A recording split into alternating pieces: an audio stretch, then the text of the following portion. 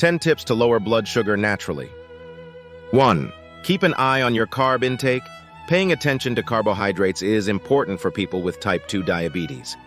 Carbs are what cause your blood sugars to potentially fluctuate, Crandall says. Weisenberger, how much you exercise, your weight, and your age can all affect how long sugars stay in your system, according to the CDC. A typical starting point for people with diabetes is to limit carb intake and adjust according to their blood glucose readings or as recommended by a dietitian, Crandall says. And keep in mind that carbs aren't only found in the usual culprits, like bread, potatoes, and pasta. They are also in fruits, vegetables, sweets, and dairy, so you have to take all of those into consideration as well, Crandall says. 2. Avoid eating large meals. One way to keep carbs under control is by eating in moderation. I always tell my patients to spread their food out over the day, Weisenberger says. Don't eat small meals to save up for a big dinner.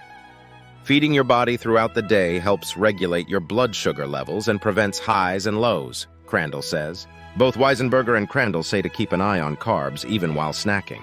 Classically, less than 15 grams g of carbs per snack is a good standard approach, Crandall says.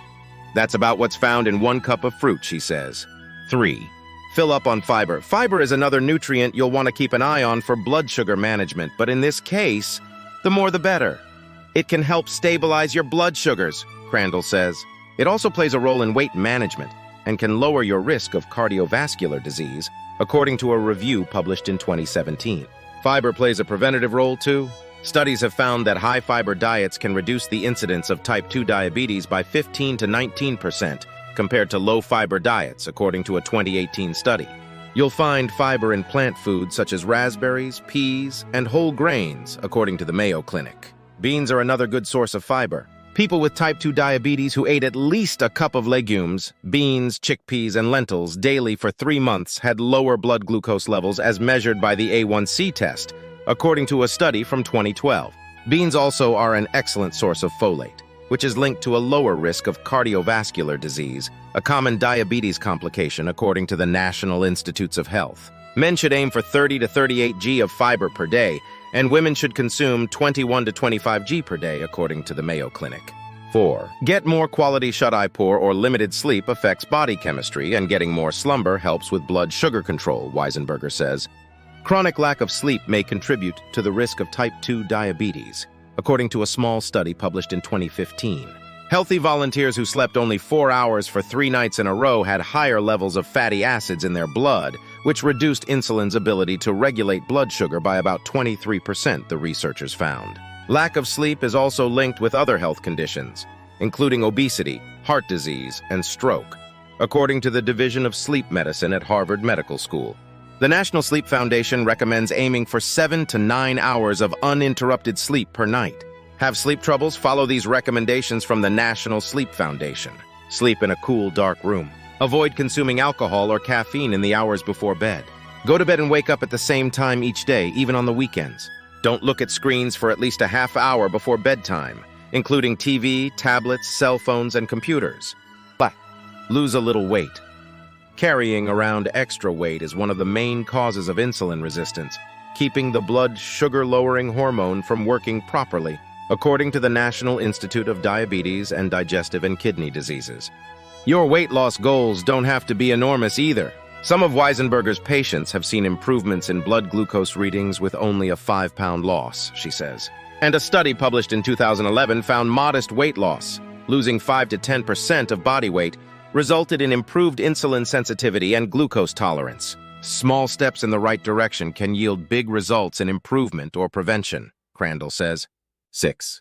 Drink more water. Staying hydrated is an easy way to stay in control of your blood sugar levels. One study found the more water study participants drank, the less likely they were to develop high blood sugar.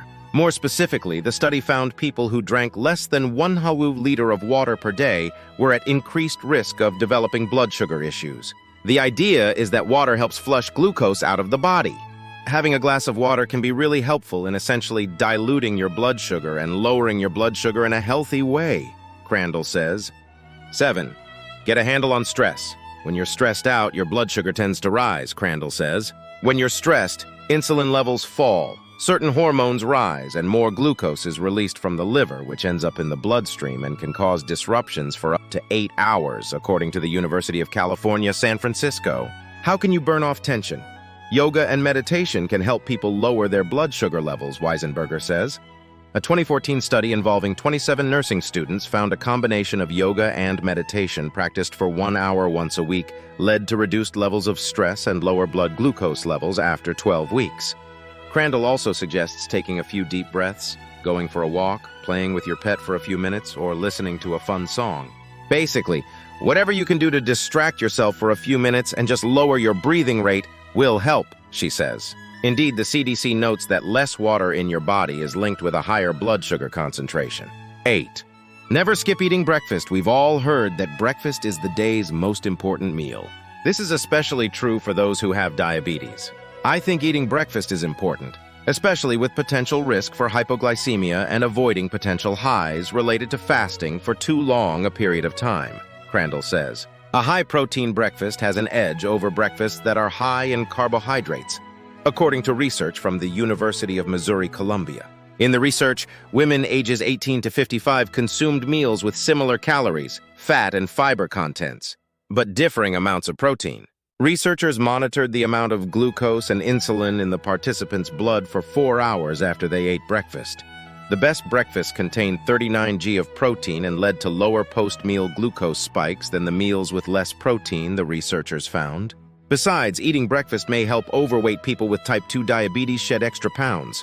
Of the participants in the National Weight Control Registry who maintained at least a 30-pound weight loss for at least 1 year, 78% said they eat breakfast daily. 9.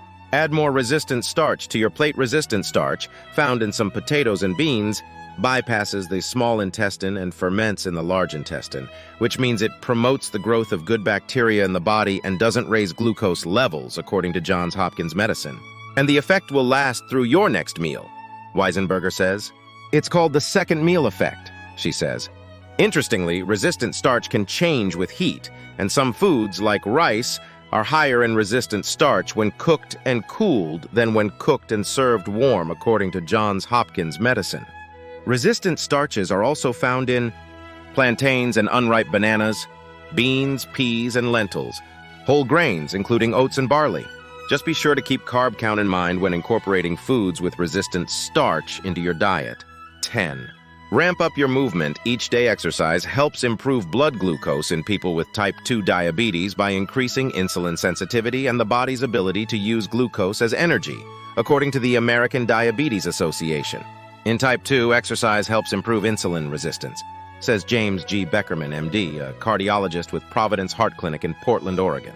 The end result is lower blood sugars. Crandall tells patients that exercise is like spring cleaning for the body. It takes the stored form of glucose and uses it for energy, so the next time you eat carbohydrates, there's a place to put it, she says. Because exercise can immediately reduce blood sugar levels in people with type 2 diabetes, work with your healthcare team to determine the right amount of activity and timing for you. A study published in 2017 found exercising 30 minutes after the start of a meal is usually best for maintaining blood sugar control.